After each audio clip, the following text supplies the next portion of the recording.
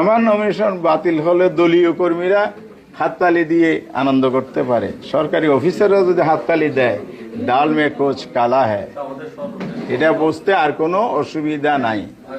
এখানে তো ওনারা দলীয় কর্মীর ভূমিকা রাখলে তাহলে আলটিমেটলি নির্বাচন কি হবে এটা তো পরিষ্কার।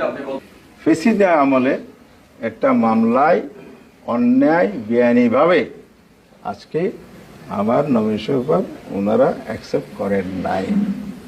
এটা কত বড় যে অপরাধ এবং অন্যায় হয়েছে এটা আগামীতে প্রমাণিত হবে ইনশাআল্লাহ।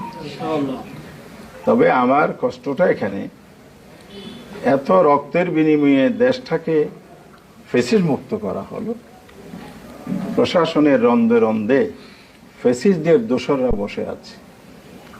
আমরা ইলেকশন কমিশনকে বলেছি, মানে সিট দফায় দফায় বলেছি, এবং সারা দেশে আমরা 8 দল